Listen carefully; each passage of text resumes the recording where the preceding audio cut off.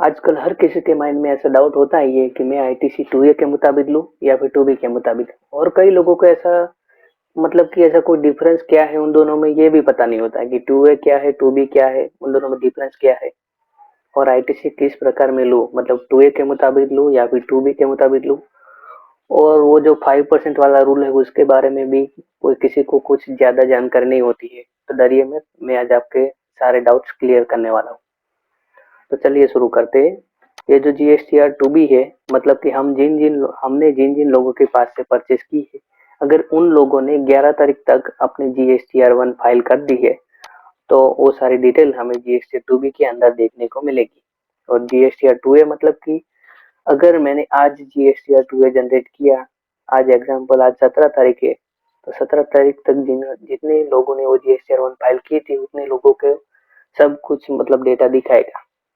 और गवर्नमेंट कहती है कि आपको जीएसटीआर 2B के मुताबिक ही आईटीसी क्लेम करनी है।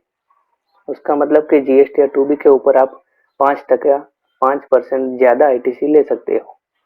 ठीक है, तो चलो मैं आज आपको सिखाता हूँ कि आईटीसी कैसे क्लेम करना है। तो मैंने एक ऐसा एग्जांपल सेट किया है।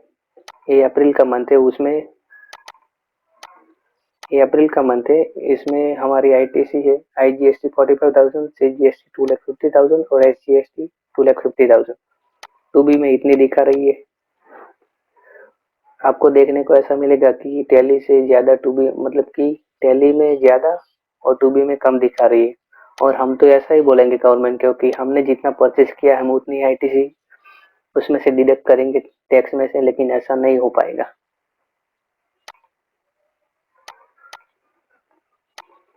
तो आपको कितनी आईटीसी लेनी है जीएसटी 3B के बारे में, तो आपको ऐसा देखना है कि जीएसटी 2B में जितनी दिखा रही है उस पर 5% मैंने ऐड करके ये टोटल आईटीसी मेरी आईजीएसटी की इतनी दिखा रही है, तो मैं 3B के अंदर इतनी ही लूंगा।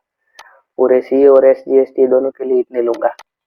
मतलब कि ये आईटीसी मैं इतनी नहीं ले पाऊंगा इस बार, अप्रैल महीने में इतनी आईटीसी मैं नहीं ले पाऊंगा।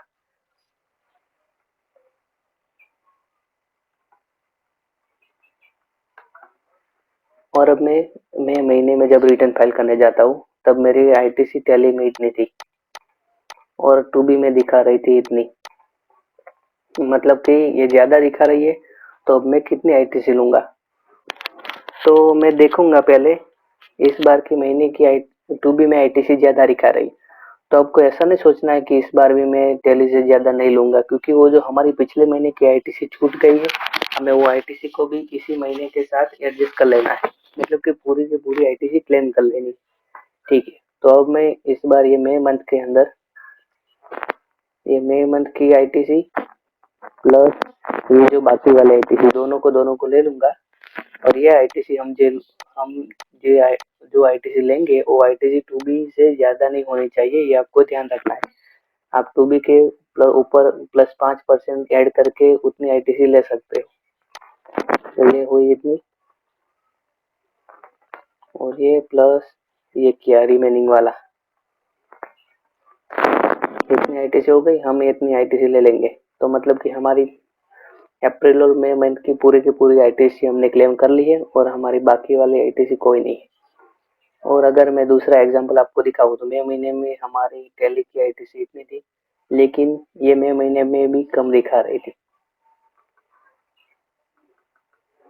तो अब हम उसका 5% ऐड करके ले सकते हैं। तो 2B का 5% ऐड करते ही हम मई में ले सकेंगे इतना ही। तो मैंने ये 5% ऐड किया तो आईटीसी इतनी दिखा रही है।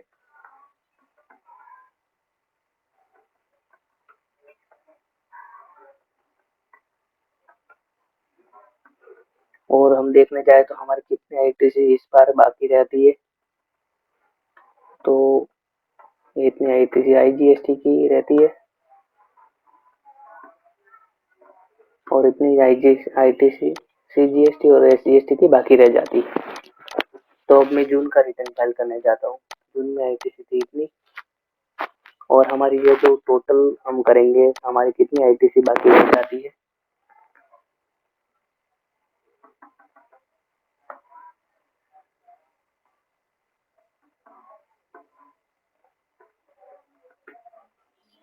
तो इतनी आईटीसी हमारी बाकी रह जाती है टोटल। तो अब इस बार जून महीने का जो 2B दिखाता है इसमें आईटीसी इतनी थी और हम क्लेम कितनी करेंगे, क्योंकि ये आईटीसी हमारी जो टैली से ज़्यादा दिखा रही थी 2B में। इसका मतलब हमें ऐसा आइडिया तो होगा कि हमारे पिछले महीने जो आईटीसी छूट गई थी वो आईटीसी इस महीने में दिखाती होगी। तो ये हमारी टोटल रिमेनिंग आईटीसी थी जितनी हमने नहीं ले पाए थे।